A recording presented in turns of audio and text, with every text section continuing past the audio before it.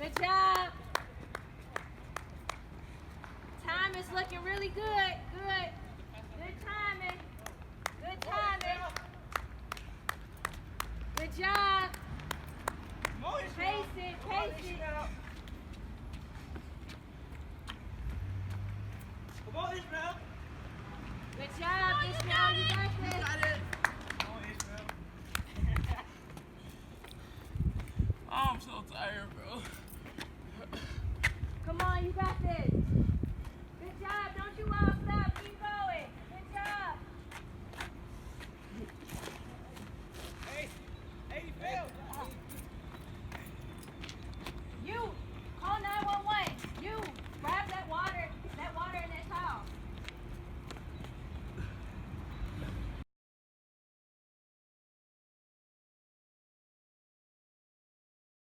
Likely that the temperatures are high, your athletes aren't hydrated, or they aren't accustomed to the exercises and the hot temperatures. Any of these can lead to what you just witnessed in the first video. A high school athlete suffering from an external heat stroke. A heat stroke is a serious life-threatening emergency. Heat stroke is also a breakdown of the thermoregulatory mechanisms caused by excessively high body temperature.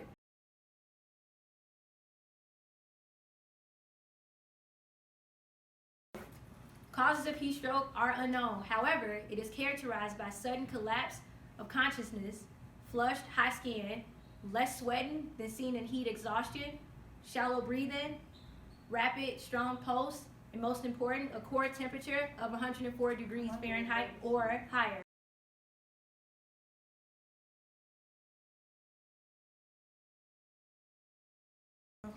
While victims of heat exhaustion sweat profusely, people suffering from heat stroke stop sweating and they have dry skin. Skin may even turn a reddish color. This isn't always the case, as some victims may not show any signs or symptoms of heat cramps or heat exhaustion. Heat stroke usually follows heat exhaustion and heat cramps. Conditions of heat cramps and heat exhaustion progress, a rapid pulse, rapid breathing, dizziness, and headaches may occur. Most importantly, you want to avoid any athletes suffering from heat exhaustion, heat cramps, or heat stroke.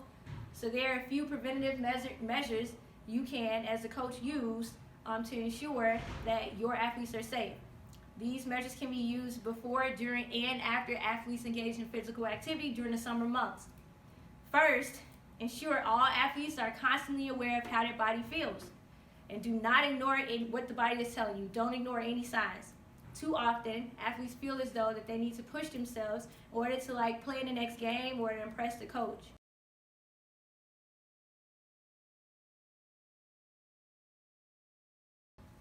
It is very important that athletes who are going to be exercising in extreme heat work up to it slowly so their bodies have time to acclimate to the conditions it's being put to work under. The most effective treatment for heat stroke is prevention, including proper training, appropriate clothing for the weather, light fitting and light colored clothing is best, open weave clothes such as practice jerseys, and adequate hydration before, during, and after exercise. Athletes should remain hydrated before, during, and after a workout, so make sure coaches have water and sports drinks on site. Avoid the time periods between 10 a.m. and 6 p.m. when it's most sunny out. It's very hot temperatures, the highest probably of the day. For the most intense exercises, those are the times that you want to avoid.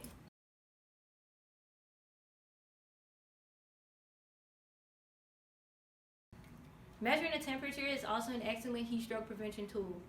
The most accurate measurement is with the wet bulb globe temperature monitor, which measures the temperature, humidity, and other contributing factors. Now, we are going to go through very important action steps to immediately respond to an athlete who has just suffered from a heat stroke.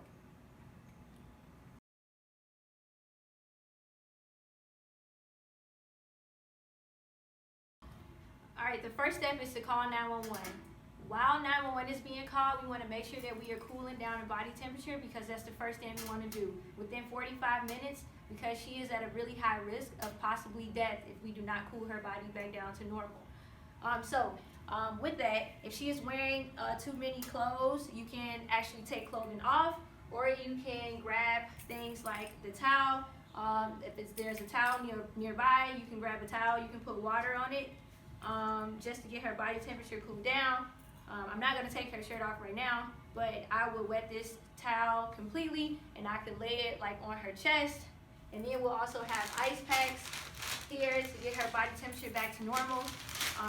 The ice packs will go under the armpits. So both of her armpits here, and you want to place another one here. In the neck area, you want to place an ice pack, and then even on the head.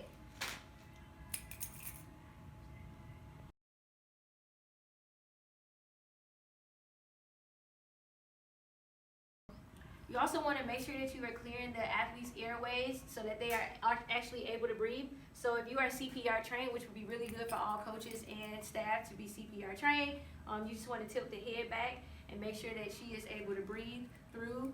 And that is all I have. Thank you so much for watching this video, and I hope that you can use this video on exertional heat stroke prevention for your coaches and for your staff.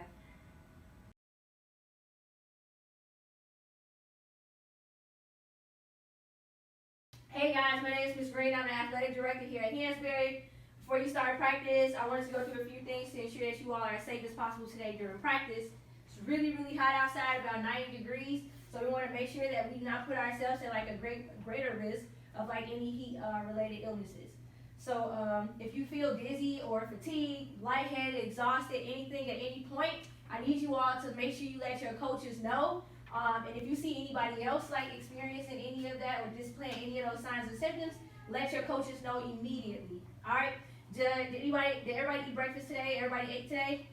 No, you didn't eat anything? All right, cool. So I have some bars that your coaches are going to give you before you practice. Thanks for letting me know. All right? Other than that, is everybody feeling okay? Everybody's feeling all right? Cool.